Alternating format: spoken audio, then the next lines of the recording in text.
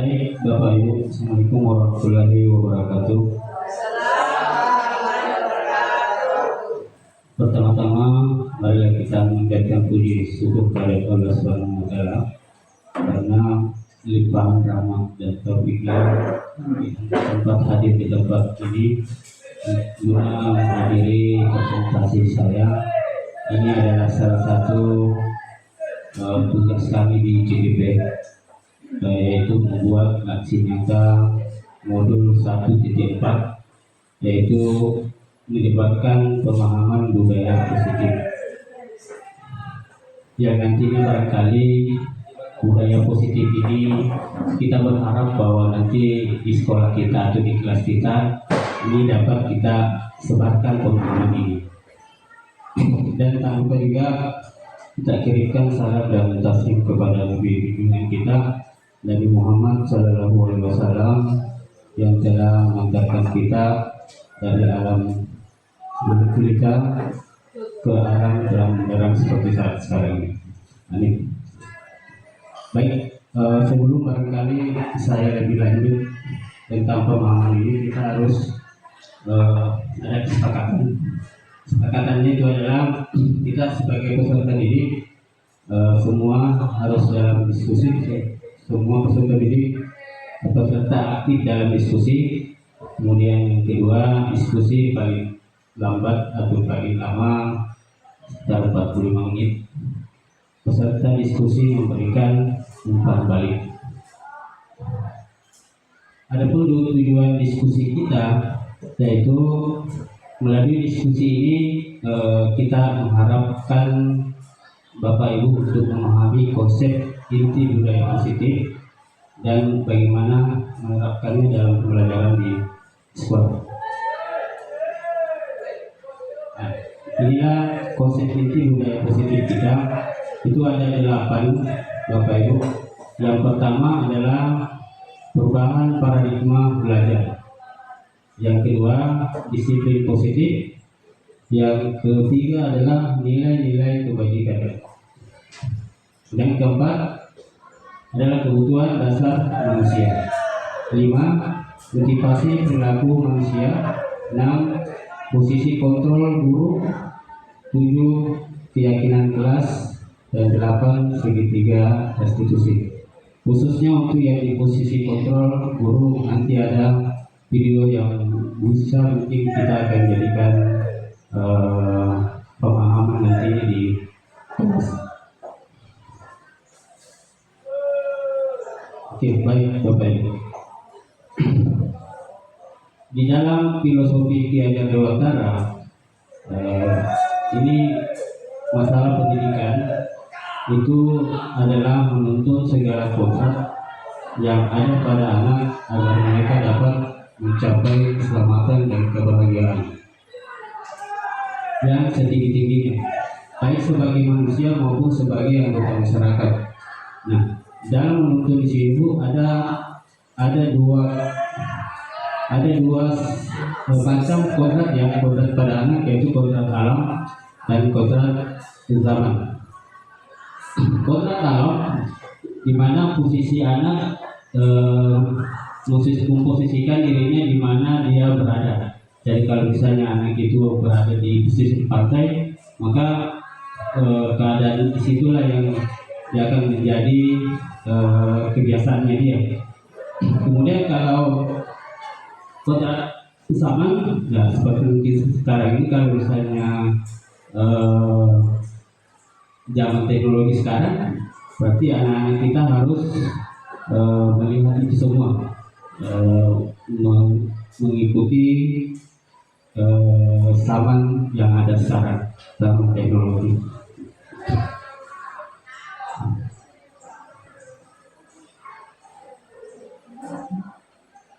Oke.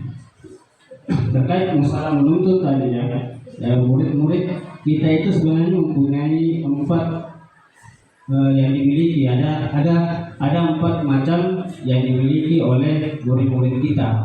Yang pertama adalah murid kita itu punya keunikan dan berbeda, ya keunikan berbeda. Kemudian murid-murid kita itu mempunyai bakat dan minat. Ya sebagai kita sebagai pendidik ya harus menggali bakat dan minatnya kita dalam kita. Kemudian yang ketiga, setelah kita menggali bakat dan minat anak tersebut, anak-anak itu akan mencari potensi seperti apa ke depannya, yang akhirnya nanti akan mendapatkan hasil, yaitu kebahagiaan dan keselamatan.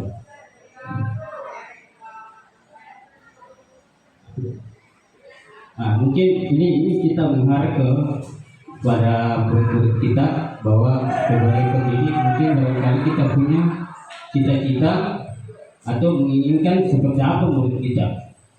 Ya. Mungkin pertanyaan seperti di atas ini pertanyaan pemantik atau pertanyaan rupang, dimana kita bisa seperti apa sih cita-cita sosial kita, seperti apa kan kira-kira murid-murid kita memimpikan murid-murid yang seperti apa. Mungkin kita bisa memimpikan murid-murid yang cerdas, pintar. Kemudian pertanyaan kedua, kita percaya bahwa murid-murid itu seperti apa, sekolah kita mengutamakan apa, murid di sekolah kita itu sadar betul bahwa kita warga di sekolah ini yakin untuk melakukan apa ya. Kemudian yang selanjutnya adalah kita dan warga di sekolah ini paham bahwa seperti apa. Mungkin barangkali ada yang bisa seperti apa keinginan kita untuk murid-murid kita. Tolong Pak dibagi.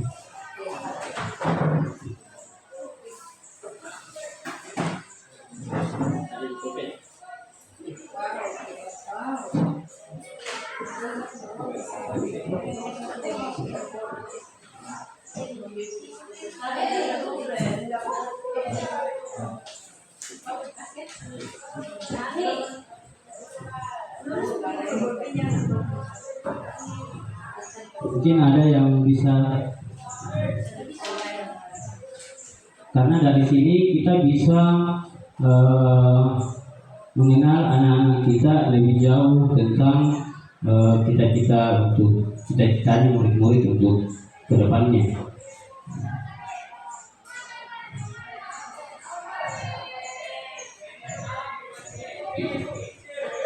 Atau bisa mungkin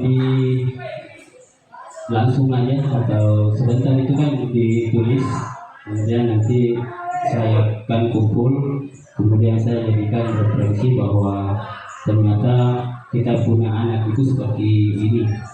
Kita sisa bagaimana kita menuntut anak itu di jalan sesuai dengan kodratnya masing-masing. Oke, mungkin sambil ditulis sebentar, mungkin ada tanggapan. Saya barangkali sambil perhatian. Oke, ini adalah yang pertama tadi Pak, masalah konsep inti budaya positif kita. Yang pertama adalah perubahan paradigma belajar. Jadi maksudnya di sini adalah pembelajaran dengan paradigma baru merupakan pembelajaran yang dirancang berdasarkan prinsip pembelajaran berdiferensiasi, sehingga para peserta didik belajar sesuai dengan kebutuhannya berdasarkan tahap perkembangan sesuai teori psikologi modern untuk mewujudkan profil pelajar Pancasila. Yang saya garis bawahi di sini adalah berdiferensiasi. Nah, dulu waktu kita di sini ada kata-kata paradigma baru, berarti ada paradigma lama yang mungkin seorang guru pendidik itu kalau memakai paradigma lama biasanya pada saat memberi pembelajaran kepada anak masih dalam konteks bahwa kebutuhan guru, keinginan untuk kebutuhan guru yang harus diterapkan di siswa. Tapi sekarang untuk pembelajaran paradigma baru ini, khususnya pembelajaran berdiferensiasi adalah ini adalah metode di mana kita dalam proses pembelajaran itu berpihak kepada murid. Semuanya berpihak kepada murid, berorientasi kepada murid, murid dan murid. Seperti itu. Jadi berdiferensiasi maksudnya adalah ini salah satu metode di mana pembelajaran itu selalu berpihak kepada murid.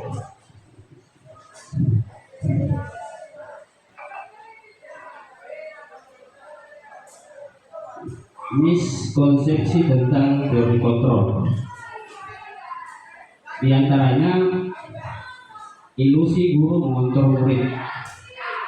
Kemudian yang kedua, ilusi bahwa semua penguatan positif, efektif dan bermanfaat. Kemudian yang ketiga, ilusi bahwa kritik dan membuat rasa bersalah mampu menguatkan karakter. Kemudian yang keempat, ilusi bahwa orang dewasa berhak memaksa.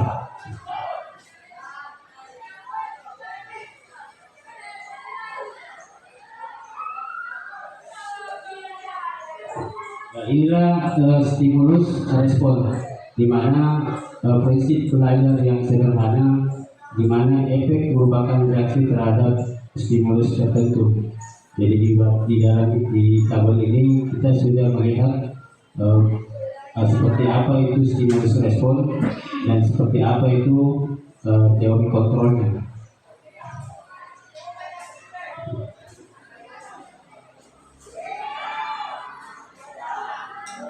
Kemudian yang kedua adalah konsep inti budaya positif kita adalah disiplin positif.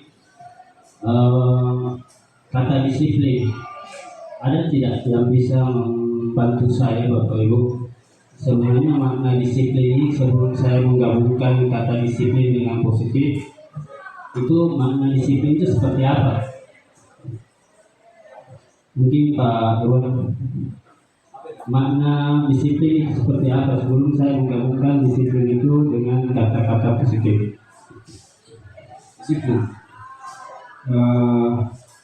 Disiplin itu menurut saya adalah ketika siswa atau siapa saja mampu melakukan apa yang menjadi aturan.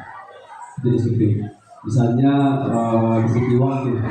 Jam masuk sekolah 7.30, ketika siswa mampu melakukan itu berarti dia sudah masuk kategori disiplin. Kemampuan untuk menjalankan aturan itu sesuai dengan apa yang menjadi kesepakatan. Makasih banyak Pak Irwan. Di situ sudah betul barangkali tadi katakan bahwa makna positif itu disiplin itu adalah di mana di situ ada aturan yang berlaku di saat anak-anak melanggar melakukan pelanggaran. Biasanya disiplin ini juga biasa diarahkan persoalan pelanggaran atau hukuman kepada anak. Jika misalnya anak-anak itu tidak disiplin, maka yang berlaku adalah hukuman. Nah, itu. Jadi di dalam disiplin positif ini kita diajarkan bagaimana anak-anak diajar untuk bisa bertanggung jawab, kemudian menumbuhkan kesadaran anak tersebut untuk mempertanyakan itu tanpa imbalan atau penghargaan, ancaman atau hukuman. Itu disiplin positif. Kemudian yang ketiga, yaitu konsep inti daripada budaya positif kita adalah nilai-nilai kebajikan.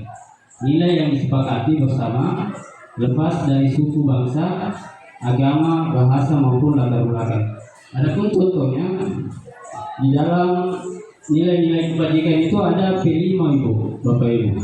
Dan di P5 itu kita sudah tahu ada komitmen. Kemudian yang terakhir adalah keterampilan hidup, dapat dipercaya, lurus hati, pendengar yang aktif. Oke, kita Ada yang mungkin bisa menanggapi dari ketiga tadi atau saya lanjut? Nah, yang keempat adalah konsep inti dari budaya positif kita ini. Yang keempat adalah kebutuhan dasar manusia. Kebutuhan dasar manusia adalah segala sesuatu yang kita lakukan untuk mendapatkan apa yang kita inginkan. Seluruh tindakan yang kita lakukan memiliki tujuan tertentu, dan semua usaha terbaik yang kita lakukan adalah dalam rangka agar kebutuhan dasar kita terpenuhi dengan baik.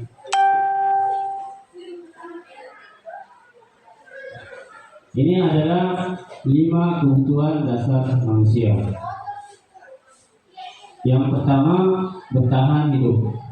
Nah, tentunya barangkali kita tahu semua bahwa kebutuhan dasar manusia itu memang kita perlu untuk makanan, pakaian, tempat tinggal, keamanan untuk bisa bertahan hidup. Nah, itu. Yang kedua adalah manusia juga butuh kasih sayang, rasa diterima oleh masyarakat, dipedulikan, berbagi, kerjasama, menjadi bagian dalam kelompok. Kemudian yang ketiga, penguasaan. Ya, dalam penguasaan dalam hal ini keinginan untuk dianggap, kemudian berprestasi, ingin diakui dan ingin didengar.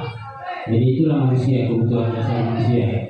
Yang keempat kebutuhan dasar manusia adalah kebebasan. Dia mau mandiri, terus dia punya hak untuk memiliki pilihan, mencoba hal-hal yang baru, mampu mengendalikan ke arah dirinya.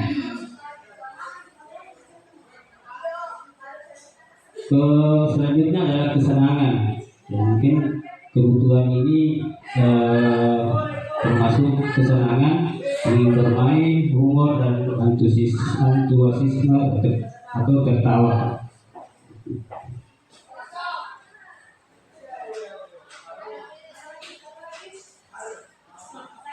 Ini yang kelima, konsep inti budaya positif kita, yaitu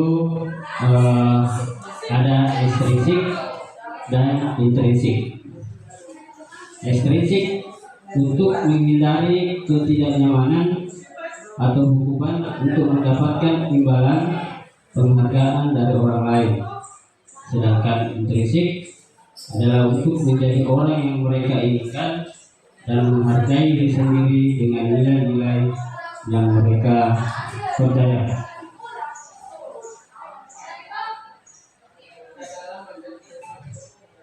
Ya, terkait tadi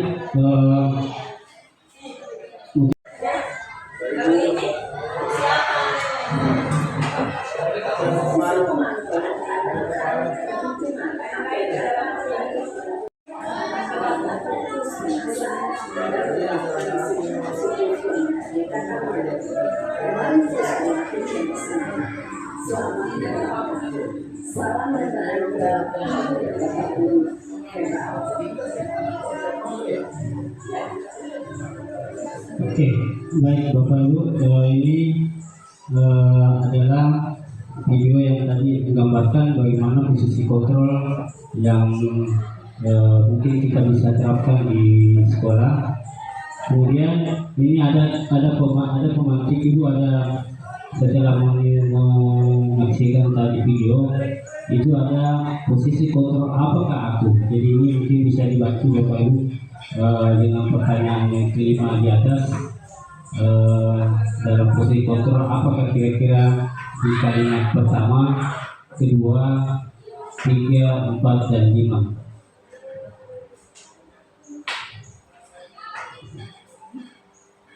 Saya kecewa sekali dengan kamu. Ini kira-kira di posisi kontrol apa mungkin kira-kira?